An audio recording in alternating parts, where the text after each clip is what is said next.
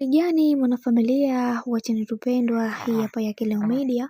Kama ndo mara kwa kwanza, basi nikusihi usisahau kusubscribe, kulike, kushare pamoja na kucomment. Bwana Zuchu amwandikia ujumbe mzito Diamond Platnumz na akimwambia kwamba siwezi kukuacha, kwani wewe ndio mwanaume pekee ambaye uliweza kunitoa kwenye umaskini na kuniweka katika ulimwengu huu, kwani wewe ni mume bora kwangu na natamani kuweza kuona ukifanikiwa kadri siku zinavyozidi kwenda, na ninaamini katika haya yote Mungu atakuwa pamoja nasi na Mwenyezi Mungu atasimama nasi.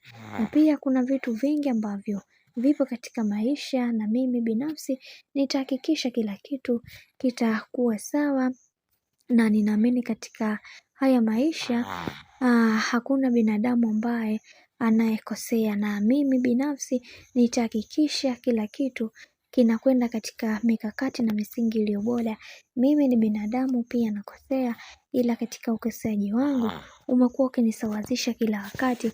Naamini kwa uwezo wako na kwa uwezo wa Mwenyezi Mungu utavuka stage hii ambayo inayoendelea kwa wakati huu, na mimi nimekuwa nikikuombea kwa Mungu kadri siku zinavyozidi kwenda, na Mungu aendelee kukupigania katika kila hatua ambayo unayopigia. Mungu awe pamoja nawe katika kila hatua ambayo umekuwa ukiipiga, na mimi nitapambana na wewe katika shida na raha.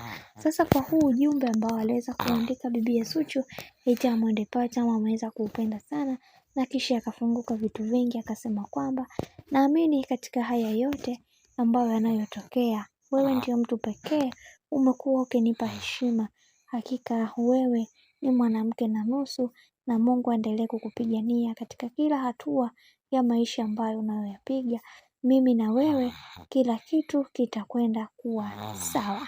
Na pia tumeweza kuona baadhi ya mashabiki walisema kwamba tutaamini katika kila jambo ambalo linaloweza kutokea, na Zuchu ndiyo mke pekee bora wa Diamond Platnumz, na tunaamini kila linalotokea katika haya maisha ni mipango ya Mwenyezi Mungu.